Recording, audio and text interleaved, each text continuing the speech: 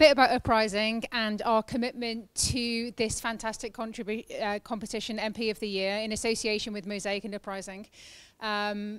UpRising exists to address many of the issues that have been raised by my co-panelists this evening. And that's the great thing about going near to the end, is that I can credit and build on lots of the points that have gone before me. So in terms of the mission of UpRising, it's everything about representative power.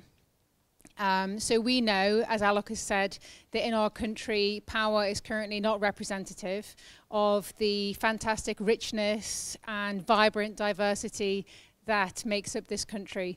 So in addition to some of the MP stats, we have others. So we know that 1/3 of politicians went to so-called swanky schools compared to 7% of the population, that half of the FTSE 100 chief execs, half of journalists and 70% of judges went to independent schools, so back to the three legs of the stool. The average age of a councillor in this country is almost 60.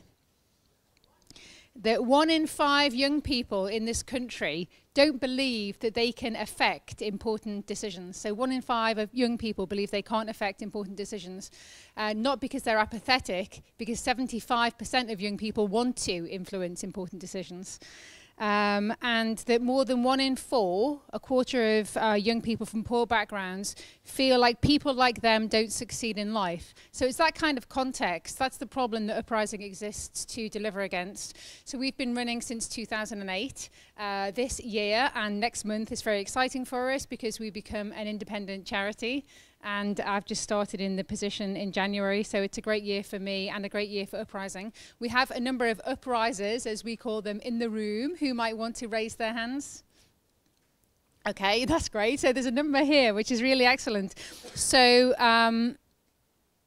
we exist to provide young people with the 4 characteristics or attributes that we believe that they are missing in order to reach their power potential. So power is the 3 legs of the stool, could be power in terms of politics, could be power in business, could be power in social enterprise. I kind of think of power as anybody who makes decisions on behalf of other people in the UK. So that for me is my definition of power that way. So the 4 attributes that we seek to encourage and develop, one is knowledge.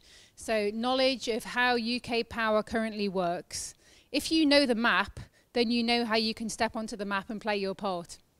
So I was having this conversation with one of our ministers, and I was saying, so if you know the map, you can step onto the map and you can play your part. And she said, or change the map, you know. So I thought that was very gracious of her to think about, you know, get involved in existing power or change the existing structures, either way. Knowledge also of self. So what are my skills, what are my passions, my strengths and my weaknesses, so that I can make a contribution in terms of UK power. So the first is knowledge, the second is networks. So whenever I'm talking to people, I can kind of bore for Britain on this subject, you know, so when I'm kind of talking to people about what are these young people missing, first thing everybody says is they're missing networks. So networks meaning leaders who are already in power, who can reach out and help them to say, let me guide you, counsel you, advise you, make introductions for you, challenge you, support you. So senior networks, but also I think almost as important is peer networks. So peer networks, you can say, you know, it won't always go well when you step into civil society to make change happen. You will make mistakes, and the emotional resilience that you need from the people around you that can say, come on, pick yourself up, dust yourself down, let's get started again. So knowledge, networks. The third is skills. As much as I admire our education system in this country, we can't depend on the education system to develop all of the skills that it takes to succeed in public life. Things like project management, outcome setting, managing the media, some of these skills that way. So skills are very important and a key part of our program. The program is a 9-month program, and then you join our alumni network. We now have 450 people in our alumni network across the UK. So I'm very much kind of speaking on their behalf. And the 4th dimension is confidence. So confidence is for young people who've been through UpRising to know that they have a mandate for change. It was one of our shadow ministers who said that if you can make small change happen, you build confidence that you can make big change happen. So a key part of our kind of 9-month program is that young people, in return for all of the mentoring, in return for all of the workshops, then have to initiate their own social action campaign, which is about confidence with small change. So I guess it's those 4 things: knowledge, network, skills, and confidence. So we work very closely with MPs in a number of ways. So a number of MPs come to speak to our young people to help them, as we've said, to humanize what it means to be in political power and understand the journey that they've taken to get there. MPs also help us in their patch to introduce us to other key stakeholders, other key leaders who could get involved in our program. And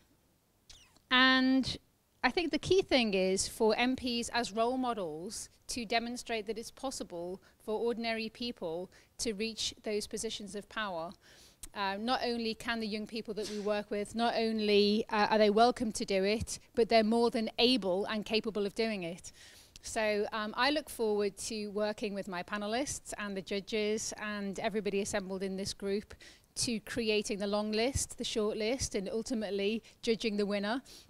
So that's a process that I greatly look forward to. So thanks to Harris for the opportunity.